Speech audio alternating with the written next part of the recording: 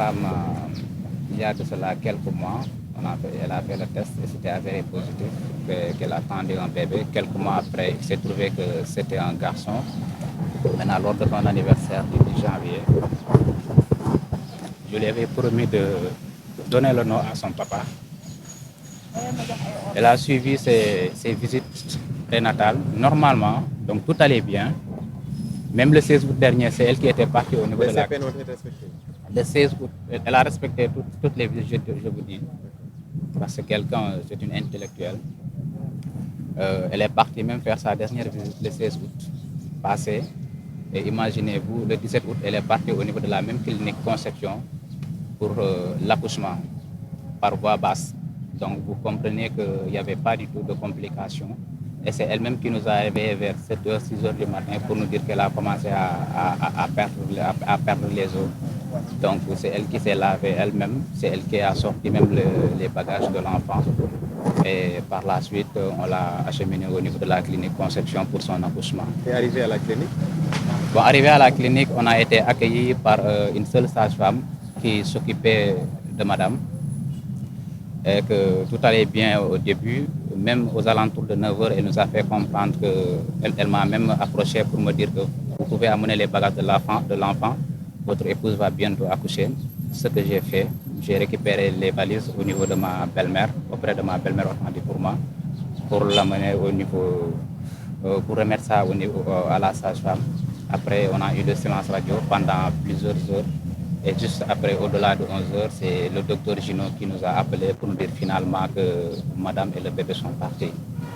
Mais ce qui est inadmissible à mon sens, ce qui est insauvable, ce que je ne peux pas en tout cas accepter que ça puisse se reproduire aussi facilement.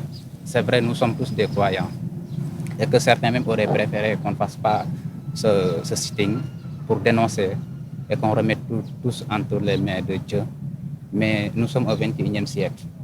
Aujourd'hui, nous ne devons pas, grâce à nos incompétences, à cause de nos incompétences, de toujours mettre sous l'odeur de Dieu pour dire que Yallah Bahna, c'est Dieu qui l'a voulu ainsi. Et vous pensez que c'était une négligence à l'endroit de l'hôpital, de la clinique Conception? Je ne pense pas, j'affirme, c'est une négligence au niveau de la clinique Conception.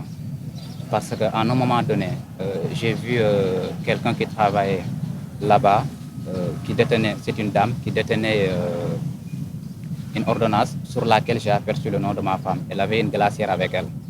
Et j'ai même dit ça à ma belle-mère, comme quoi que j'ai aperçu une ordonnance sur laquelle est inscrit le nom de ma femme. Je ne sais pas ce que la dame veut chercher. Et elle a attendu un taxi au niveau de la réception pour pouvoir aller chercher ce qui était prescrit au niveau de l'ordonnance. Et figurez-vous, elle était partie chercher du sang parce que tout simplement, ma femme avait eu une hémorragie interne. Et ce qui est, en tout cas, ce qui est déplorable, parce qu'à mon sens, il devrait faire acheminer ma femme au niveau des hôpitaux qui pouvaient l'assister immédiatement parce qu'elle a accouché vers 9h et perdre la vie à 11h 7 minutes. Donc elle a lutté contre la mort, mais malheureusement les soins qu'il fallait, elle n'a pas eu ces soins-là au niveau de la clinique Conception. Et comme je vous l'ai dit tantôt également, c'est une seule sage-femme qui s'occupait de ma femme au début. C'est quand il y a eu les complications que le docteur Gino est venu avec les autres personnes. C'est comme ça que ça s'est passé. Et il y a eu également, après plusieurs investigations, il y a eu beaucoup de victimes également, beaucoup de pertes de vies humaines au niveau de cette conception-là. C'est la raison pour laquelle nous demandons, en tout cas les structures compétentes, à mener une enquête au niveau de cette conception, la clinique Conception, et que s'il y a même possibilité de leur interdire de faire les accouchements et de se limiter au niveau des visites prénatales, ça serait vraiment une très bonne chose. Alors, et aujourd'hui, vous exigez que cette clinique soit fermée. Au-delà de ça, éventuellement porter l'affaire à la justice? Oui, ça on l'a déjà, c'est une procédure qui est déjà en cours. C'est une procédure qui est déjà en cours. Mais la procédure judiciaire, ça nous concerne personnellement. Par contre, si on fait ce sitting, c'est pour éveiller les consciences, c'est pour informer les autres. Parce que, comme je vous l'ai dit tantôt, il y a 2 mois de cela, je ne pouvais même pas imaginer perdre ma femme dans une clinique. Et je me suis renseigné.